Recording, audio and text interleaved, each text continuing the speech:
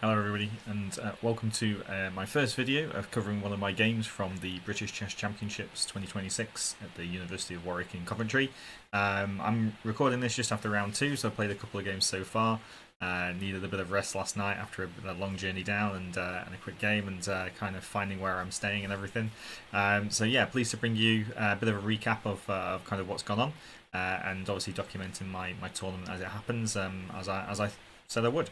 Okay, let's dive into it. So, as I mentioned before, I'd actually got on one of the really top boards. I was on board 4. I was playing black against International Master Harry Grieve.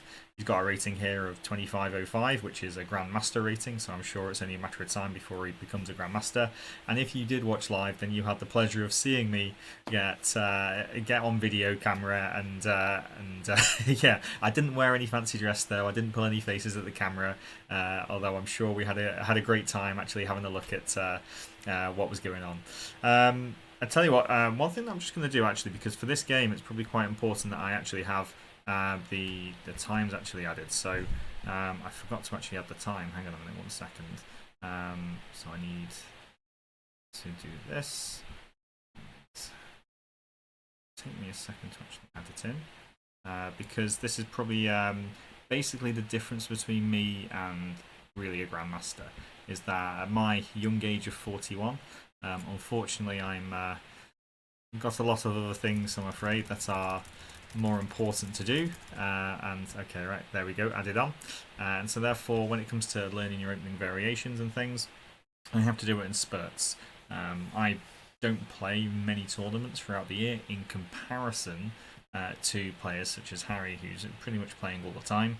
And therefore he knows his opening variations really, really well and can play really quickly at times. On the other hand, myself, I have to go over my opening variations quite a lot often, especially before a game, just to make sure that I can remember them. But this is really apparent in this game. So, play my favourite French defence, and the advanced variation is one of the most common weapons. He's also played like Knight C3 and Knight D2, these two variations as well. So, even though I had a little bit of preparation time before the game, I probably would have focused on those two. But yeah, obviously the advance is fine as well. And recently, I've just been playing this line at the moment where I go Knight G6 and after G3. I could play F6 here. This is definitely a move that is playable. But I go Bishop E7 and then take the pawn first. And after H5, put my knight back in the corner on H8. So anybody that's watching this here at this moment, I think, well, what on earth is your knight doing in the corner? Well, this is actually opening theory. So you see here that he's gained 5 minutes on this clock. I've used 5 minutes on my clock. Why have I used time for getting into a position which I already knew? Well, one of the things that was quite evident is that Harry was probably either prepared for me specifically, or he knew this line quite a lot.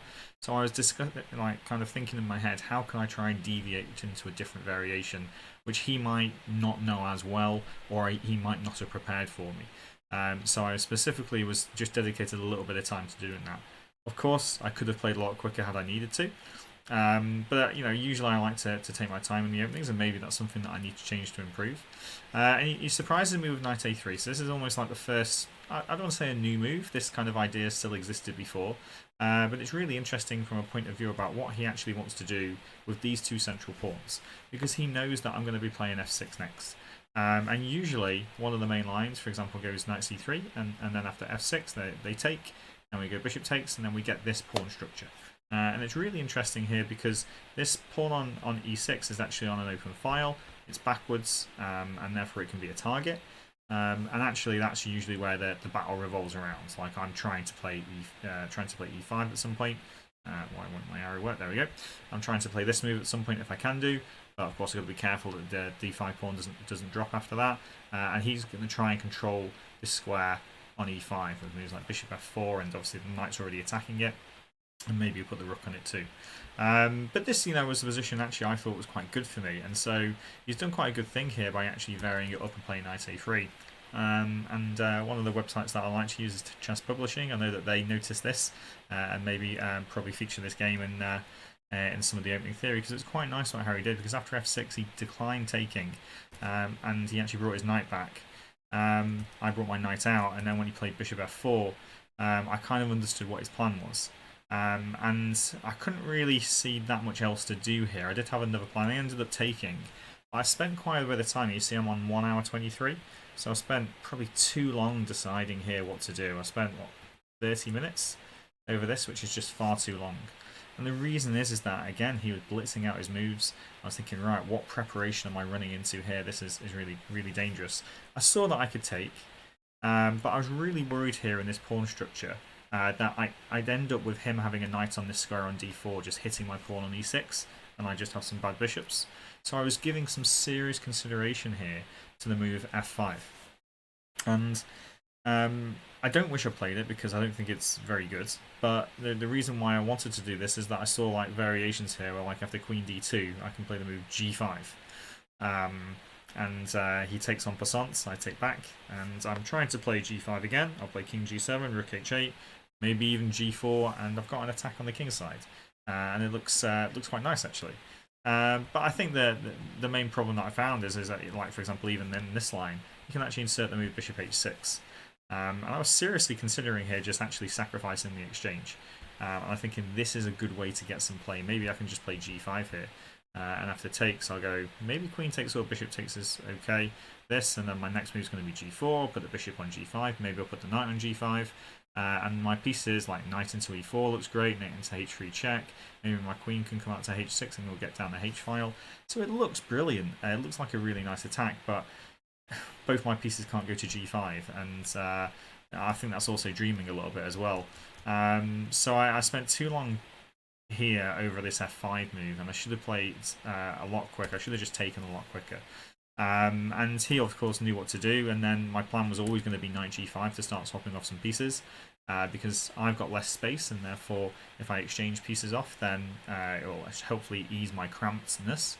And after captures, he obviously takes with the bishop here, and this was his plan all along. He goes knight d4, or knight fd4 is probably more accurate. Now this is important because, again, what he's doing is just hitting this pawn on e6, and you know, he's playing so quickly. I'm just like, God, he knows what he's doing here. He's already looked at this on the computer. He knows exactly what he's playing. And I'm thinking, okay, he must know that this is good. And again, I had to spend time. I mean, 54 minutes here at move 17. That isn't actually that bad. All right, I know my time usage here has not been too bad, really. I've done a lot worse before. But I played queen b6, and again, you see I've gone down another 15 minutes there, or a little bit more than that. But obviously, I've got to spend time looking at knight takes e5. I have to spend time looking at this and thinking, what on earth is going on here? I've just taken the pawn, technically for free. He's clearly going to go f4 and fork my bishop and knight. And here I'm spending quite a lot of time just looking at bishop takes f4. With the point being that if pawn takes, I do rook takes, he does rook takes, queen g5 check, and then he blocks with the rook. I take it, and then I'll play e5, and this is like beautiful for me. I'm threatening to take this, I'm threatening to take this. This is a great variation.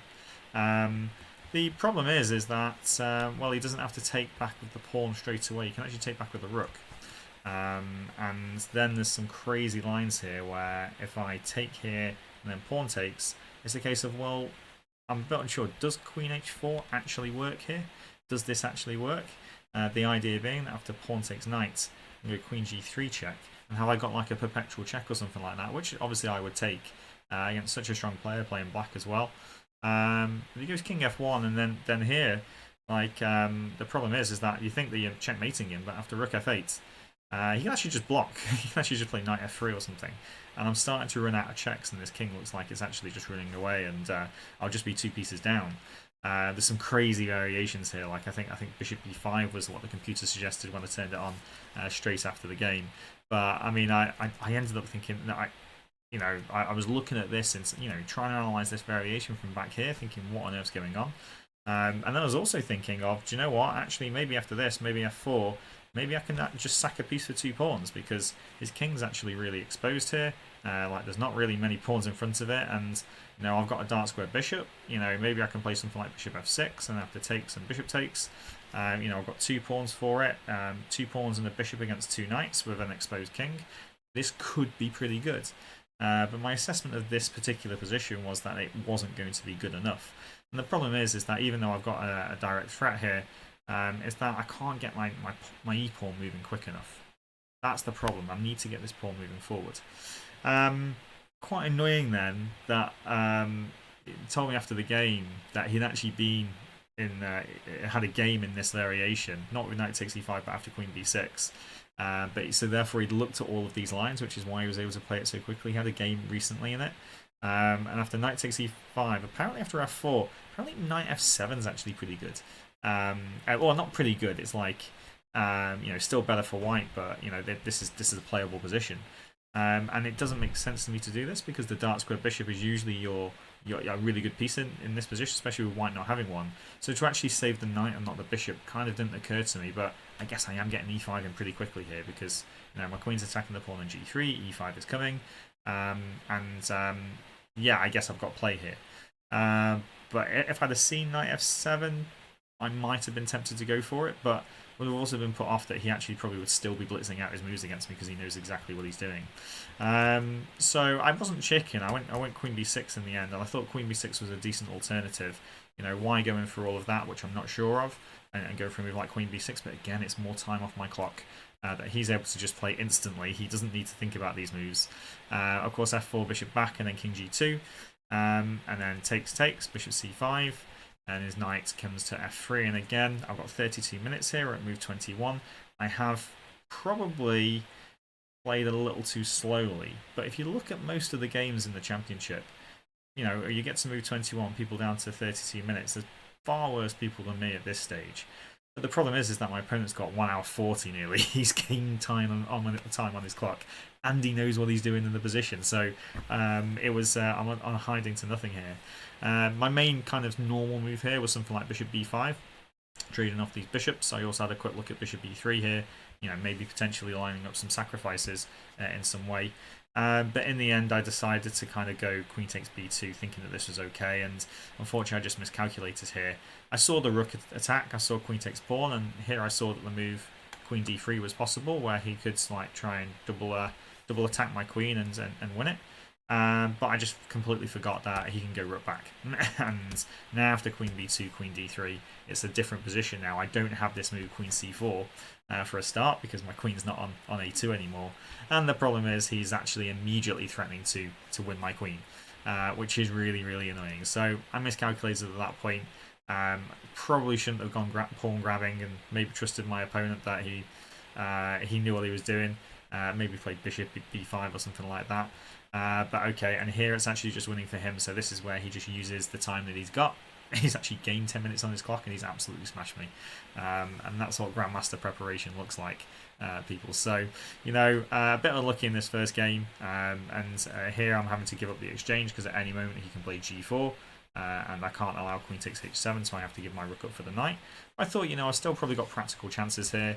But he's got enough time just to calculate it all. I mean, okay, he takes 17 minutes to do rook takes b7, yeah, well, I think whatever I play here, it's not very good.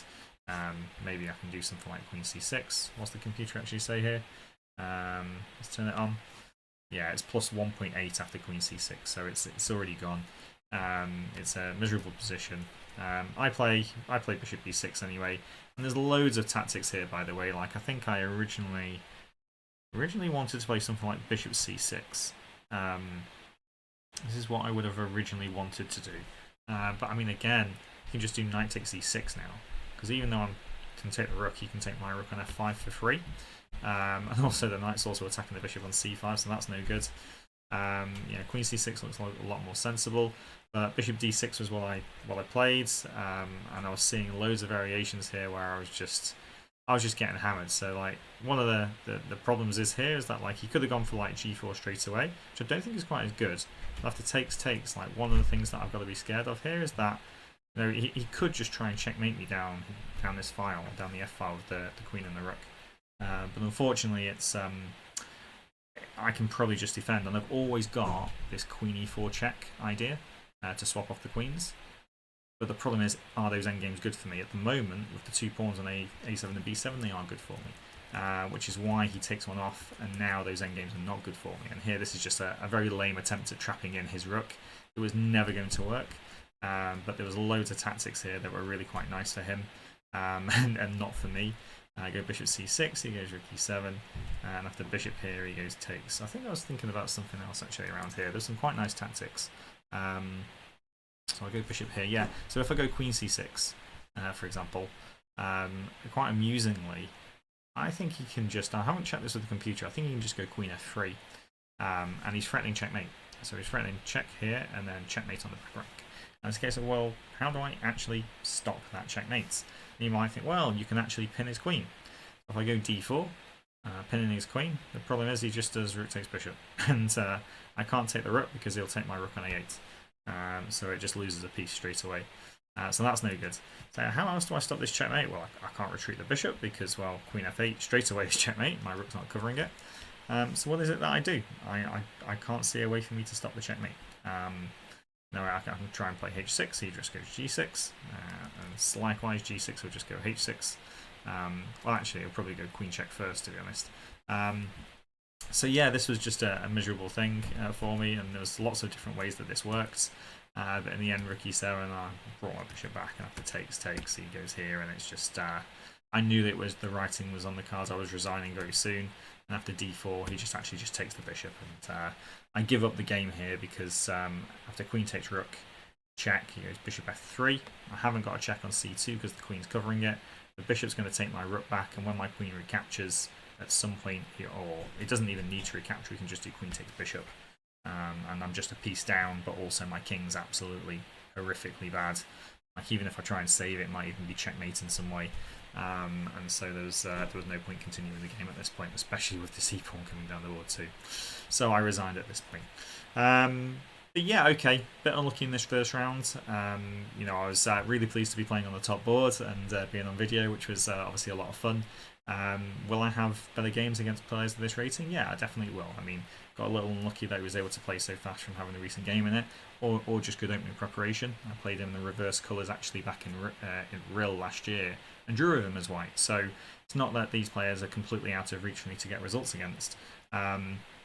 But again, in that game, he played like nearly 20 moves of theory, gaining time on his clock. I was just like, what on earth is going on? I prepared this for you last night, and yet here he is knowing everything to play. And I guess that just shows the level of preparation that these grandmasters need at this level and have, and therefore he's able to put me under so much pressure, not just on the board but also on the clock as well. So yeah, that's round one, yeah, I did enjoy the game, yeah, I'm pleased to have it, and well, we'll see what happens in round two. Bye bye.